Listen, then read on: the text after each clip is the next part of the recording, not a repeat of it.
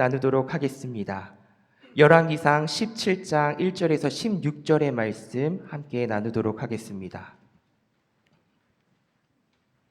열왕기상 17장 1절에서 16절의 말씀입니다. 구약 544쪽과 그리고 화면에도 나와 있습니다. 함께 교독하시면서 하나님의 말씀을 받도록 하겠습니다. 제가 먼저 1절의 말씀 읽도록 하겠습니다. 길르앗에 우거하는 자 중에 디셉 사람 엘리야가 아합에게 말하되 내가 섬기는 이스라엘 하나님 여호와께서 살아계심을 두고 맹세하노니 내 말이 없으면 수년 동안 비도 이슬도 있지 아니하리라 하니라. 여호와의 말씀이 엘리야에게 임하여 이르시되 너는 거기서 떠나 동쪽으로 가서 요단 앞 그릿 시냇가에 숨고 그 시냇물을 마시라. 내가 까마귀들에게 명령하여 거기서 너를 먹이게 하리라. 그가 여호와의 말씀과 같이 하여 곧 가서 요단 앞 그릿 시냇가에 머물매 까마귀들이 아침에도 떡과 고기를 저녁에도 떡과 고기를 가져왔고 그가 시냇물을 마셨으나 땅에 비가 내리지 아니하므로 얼마 후에 그 시내가 마르니라.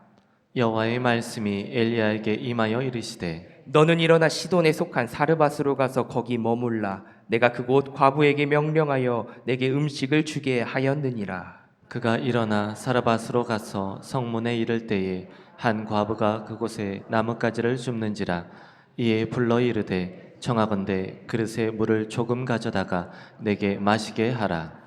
그가 가지러 갈 때에 엘리야가 그를 불러 이르되 청하건대 내 손에 떡 한 조각을 내게로 가져오라. 그가 이르되 당신의 하나님 여호와께서 살아계심을 두고 맹세하노니 나는 떡이 없고 다만 통에 가루 한 움큼과 병에 기름 조금뿐이라.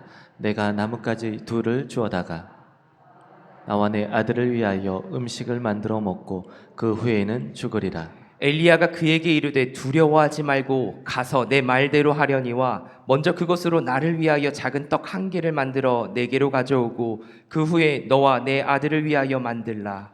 이스라엘의 하나님 여호와의 말씀이 나 여호와가 비를 지면에 내리는 날까지 그 통에 가루가 떨어지지 아니하고 그 병에 기름이 없어지지 아니하리라 하셨느니라.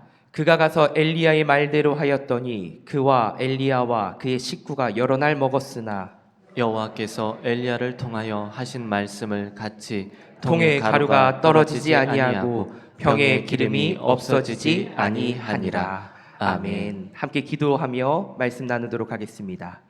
사랑해 주님 감사합니다. 오늘도 하루를 살아가게 인도하여 주시고 살아갈 힘과 능력을 더하여 주시니 그 은혜에 감사드립니다. 매일매일 부어주시는 은혜를 잊지 않게 하시고 그 은혜로 오늘도 이 자리에 나와 주의 말씀을 듣고 함께 한마음으로 나아가오니 우리의 믿음을 붙잡아 주시옵소서. 특별히 구역장으로 세워주시고 구역원이 함께 모여 말씀을 묵상케 하시니 그 은혜에 주님 감사합니다. 주의 뜻을 구하오니 주님 말씀하옵소서. 우리가 듣겠나이다. 믿음의 눈과 귀를 열어 주님을 바라보며 세미한 주님의 음성에 귀 기울이게 은혜를 더하여 주옵소서.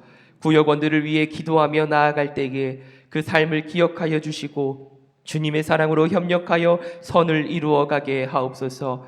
아침에 주의 인자하심을 찬양하며 밤마다 주의 성실하심을 감사하며 찬양으로 선포하오니 우리의 삶을 돌아보사 우리는 연약하여 늘 넘어지고 쓰러질 때가 많지만 우리의 목자가 되어주셔서 오늘도 푸른 풀과 쉴만한 물가로 인도하여 주시는 주님을 쫓아 의지하며 살아가게 하여 주옵시고 이 시간 성령의 충만함으로 우리를 덮으사 세상이 줄 수 없는 평강과 기쁨을 누리게 우리를 붙들어 주시옵소서.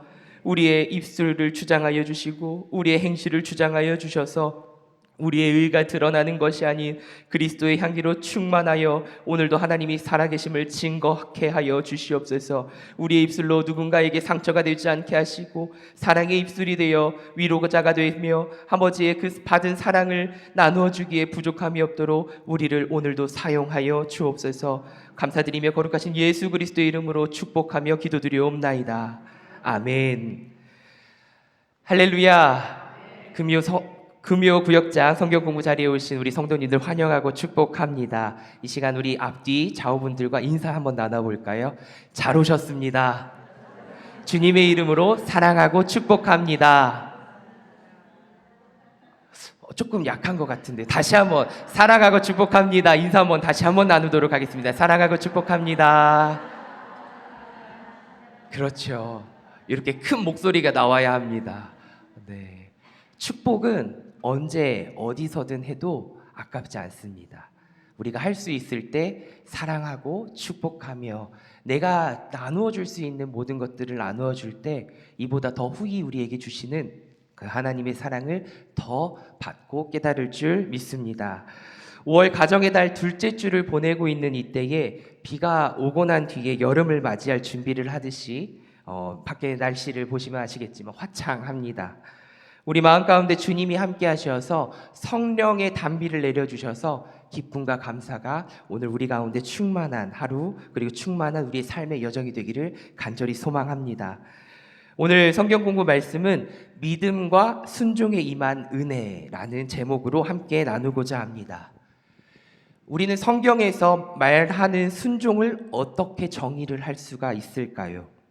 남아메리카의 한 부족의 대상으로 사역을 하고 계시는 선교사님의 이야기를 통해 우리 잠시 생각해 보고자 합니다. 선교사님은 부족의 언어를 배우고 그들과 함께 생활을 했습니다. 그러다가 부족의 언어로 된 성경이 없다는 사실을 알게 되셨고 그들의 언어로 성경을 번역하기 시작했습니다. 성경의 부족을 언어로 쉽게 번역한다는 것은 그런 작업은 만만치가 않습니다. 그들의 언어와 그들의 문화를 정확하게 알아야 하기 때문입니다. 특히 순종이라는 이 단어를 찾으려고 해도 찾을 수가 없었습니다. 어떻게 번역해야 할지 난관에 부딪히고 말게 된 것이지요. 부족의 언어에는 이 순종을 뜻하는 단어가 명확하게 없었기 때문입니다. 계속해서 고민하던 중에 이 선교사님이 그에 대한 해답을 찾게 되었습니다. 어느 날 한 아이의 아버지가 아이에게 심부름을 시키면서 이 일을 꼭 해야 한다. 모든 마음을 다해라 라고 강조하며 말씀을 하며 심부름을 시켰습니다. 그러고는 심부름을 떠나는 아들에게 한마디를 덧붙여서 이야기를 하는데요.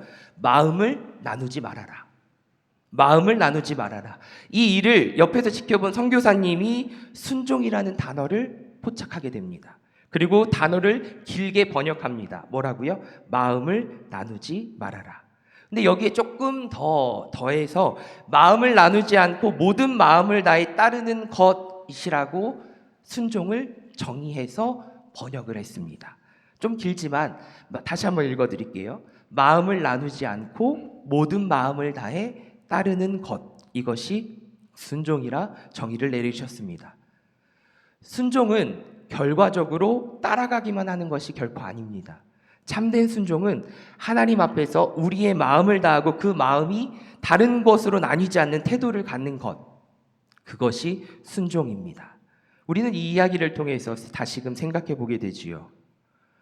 오늘 우리는 하나님의 말씀에 순종하고자 하는 삶을 살고자 마음을 다하시고 뜻을 다하고 계십니까? 그 믿음과 순종의 삶을 살아내는 힘이 없다고 여겨지십니까? 주님께 기도로 나아가는 은혜가 오늘 우리에게 있습니다. 그 은혜를 오늘 우리에게 주셨습니다. 오늘도 주셨고 내일도 주실 것이고 주님 앞에 서는 그 날까지 우리에게 그 은혜를 주실 것입니다. 그 힘을 우리에게 주실 것입니다. 말씀으로 기도로 새 힘과 능력을 더하여 주시는 나의 하나님, 나의 아버지께 감사와 영광을 올려드리며 주만 의지하는 우리의 삶이 되기를 간절히 소망합니다. 축복합니다. 오늘 엘리야 선지자의 이 등장은 우리에게 긴장감도 주지만 동시에 소망을 줍니다. 이스라엘에게는 죄가 만연해 있었고 하나님은 이를 용납하지 않으실 것입니다. 이에 엘리야는 심판의 말씀과 함께 등장을 시켰고요. 초반에 선지자로도 명시되지 않은 이 선지자 엘리야, 이 인물이 위험에 빠지며 이야기가 전개가 되지요. 그래서 우리는 먼저 배경 이해하기를 함께 읽어보면서 말씀을 나누고자 합니다. 배경 이해하기 천천히 함께 읽어보도록 하겠습니다. 화면에 나와 있습니다. 함께 읽겠습니다. 시작. 16장 후반부에 등장하는 아합은 북이스라엘 제7대 왕으로 정치적으로 유능한 지도자였습니다.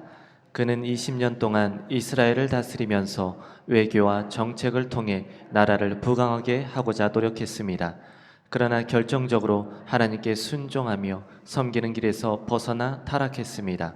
아합은 여로보암의 우상 숭배를 따라 행하는 것을 가볍게 여겼으며 이스라엘의 수도 사마리아에 바알을 위한 신전과 제단을 세우고 아세라 상을 만들었습니다.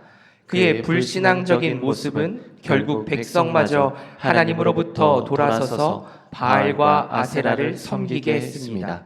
성경은 그가 이전 이스라엘의 모든 왕보다 심히 하나님을 노하시게 했다고 말합니다. 이러한 시대에 디셉 사람 엘리야가 출현합니다.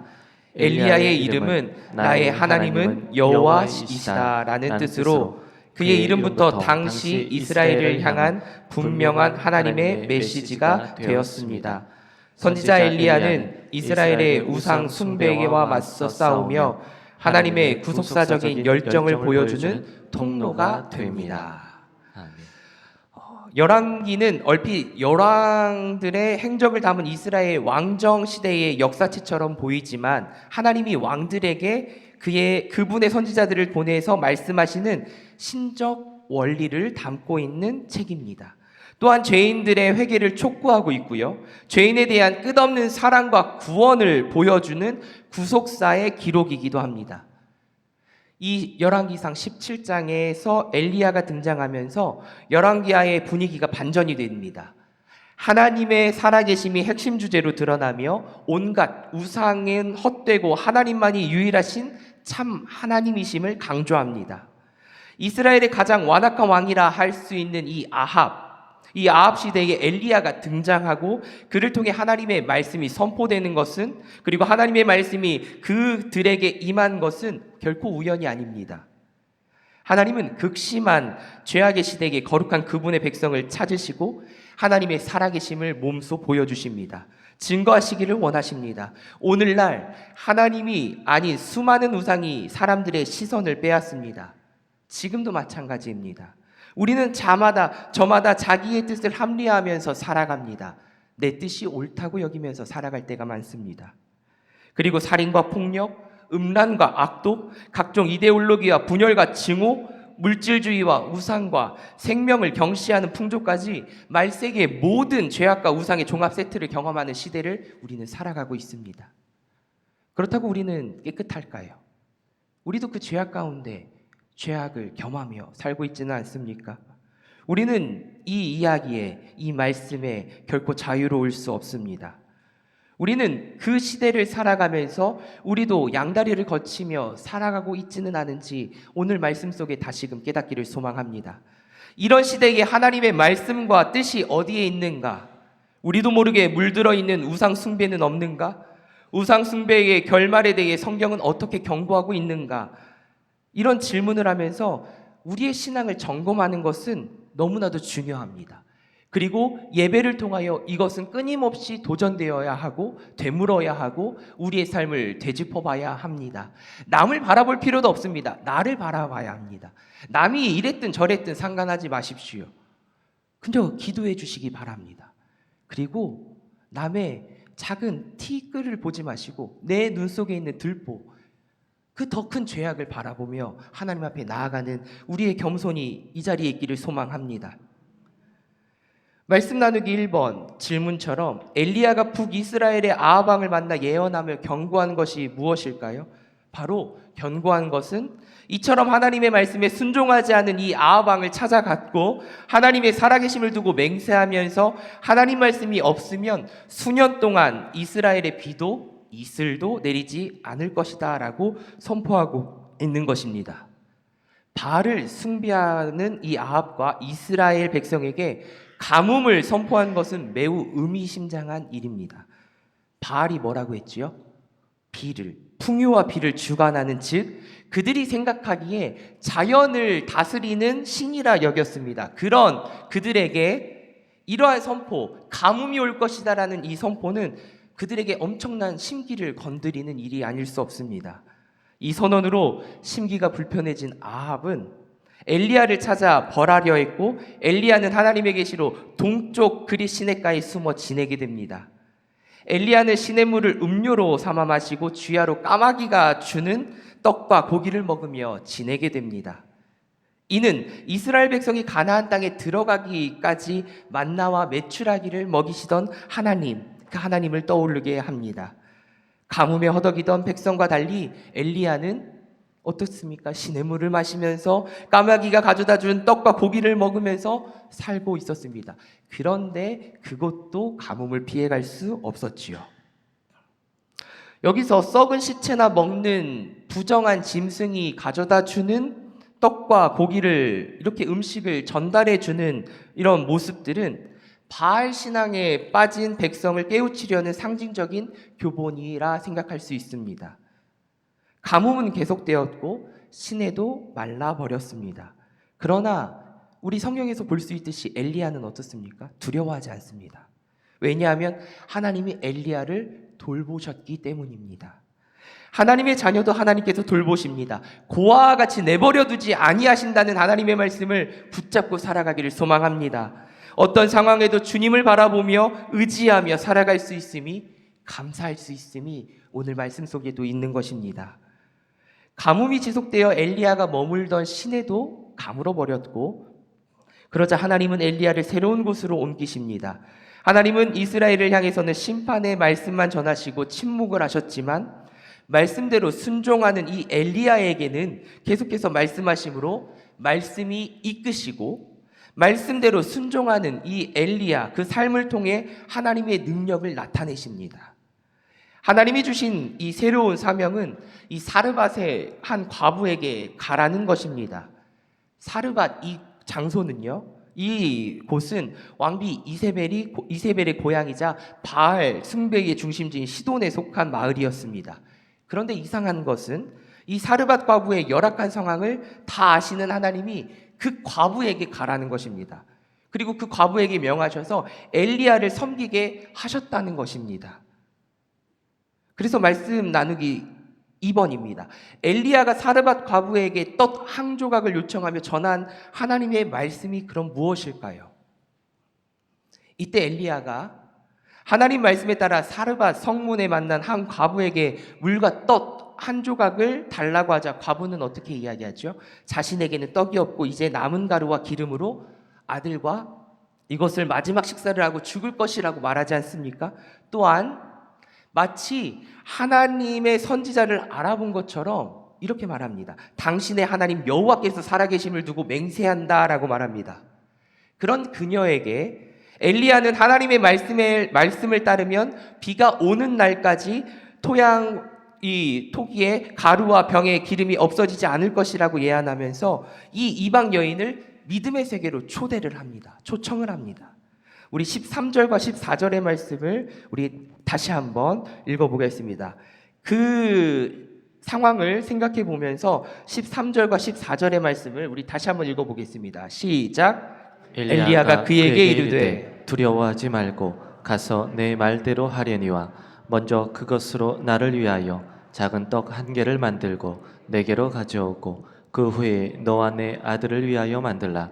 이스라엘의 하나님 여호와의 말씀이 나 여호와가 비를 지면에 내리는 날까지 그 통에 가루가 떨어지지 아니하고 그 병에 기름이 없어지지 아니하리라 하셨느니라. 아멘.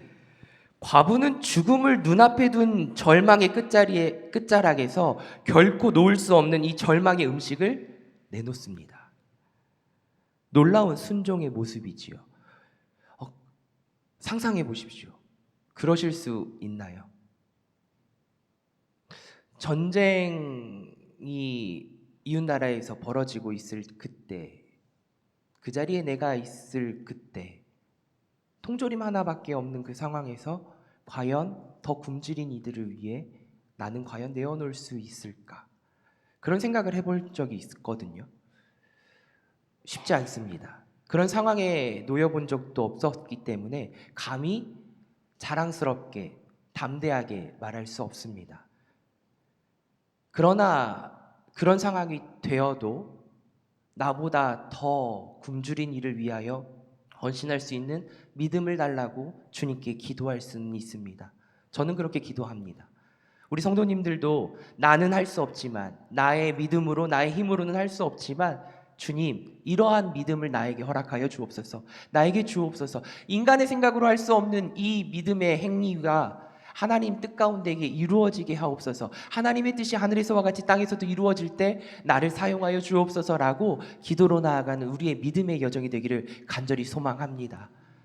사르밧 과부를 사용하신 이 하나님, 그 말씀에 순종했던 그 모습을 우리 삶 가운데도 나타나기를 소망합니다. 과부는 그 음식을 내려놓고 그 놀라운 순종을 보였습니다. 그 결과 가뭄이 끝나는 날까지 가루와 기름이 떨어지지 않는 역사를 체험하고 하나님의 은혜의 세계에 동참하게 됩니다. 훗날 예수님도 이 이방 여인의 순종에 대해 말씀하셨습니다. 선지자가 고향 땅에서 환영받지 못한다는 말씀을 하시면서 이 가뭄의 때에 이스라엘에 많은 과부가 있었으나 오직 시돈 땅의 한 과부에게로 엘리야가 보내심을 받았다라며 이 과부의 순종과 믿음을 언급하셨습니다. 벼랑 끝 절망의 한복판에서도 하나님은 절망을 소망으로 바꾸시고 우리를 새 역사에 동참하게 하시는 분임을 믿고 순종하며 나아가는 우리 모두가 되기를 소망합니다. 하나님은 바알 신앙이 대세가 되어버린 이스라엘을 향해 생명의 말씀을 선포할 엘리야를 세우셨습니다. 그를 절망과 죽음의 땅으로 옮기셔서 이제 곧 죽게 될 이 과부의 집을 구원하셨습니다. 고난의 때에 하나님의 광대하신 역사를 믿으며 순종한다면 하나님은 우리 삶에 당신의 뜻을 이루어 가시고 우리는 믿음으로 승리할 것입니다. 이것을 우리는 믿습니다. 아멘. 우리 이 믿음 가지고 오늘도 기쁨으로 살아가시기를 소망합니다. 감사하며 살아가시기를 소망합니다. 우리의 순종이 세상이 바라봤을 때는 헛된 것이다, 잘못된 것이다, 결코 잘한 것이 아니다라고 이야기할지라도 우리는 하나님의 말씀, 그 말씀 붙들고 순종하며 나아가는 우리의 삶이 되기를 원합니다. 세상에서 평안을 누릴 때건 어려움을 겪을 때건 우리는 늘 주님 앞에 겸손히 나아가야 합니다. 주님의 도우심을 구해야 합니다. 주의 은혜를 사모해야 합니다. 나의 나된 것 다 주님의 은혜임을 입술로만 고백하지 마시고 우리의 삶을 통하여 정말 하나님이 나의 나된 것 다 하나님의 은혜입니다라고 정말 감사하며 살아가는 우리의 겸손한 삶이 되기를 간절히 소망합니다. 오늘도 죄 많고 허물 많은 우리를 사랑하여 주셔서 용서하여 주시지 않으셨습니까? 죽을 수밖에 없는 우리를 오늘도 사랑한다 말씀하고 계시지 않습니까? 그 사랑에 감격하여 오늘도 감사의 찬양을 올려드립니다. 주님 감사합니다 라고 고백하는 우리의 기도가 되기를 소망합니다. 믿음은 순종으로 나아가게 하는 힘이며 순종은 믿음을 더욱 굳세고 단단하게 다져줍니다. 오늘 하루 우리 이 믿음으로 주님의 말씀에 순종하며 주님이 주시는 기쁨과 감사함으로 주님이 오늘도 살아있게 하심에 감사함으로 그리고 이 삶의 여정 속에 하나님과 동행하는 복된 삶이 되기를 좋으신 예수님의 이름으로 축원합니다. 아멘. 우리 말씀으로 함께 기도하기 읽고 우리 기도하며 찬양하며 나아가겠습니다. 함께 기도하겠습니다. 우상 숭배가 팽배한 시대의 흐름에 휩쓸리지 않고 하나님을 경외하는 신앙을 갖게 하소서. 날마다 하나님 말씀을 가까이 하며 믿음과 순종으로 하나님과 세상 앞에 거룩한 삶을 살게 하소서. 아멘. 오늘 말씀을 묵상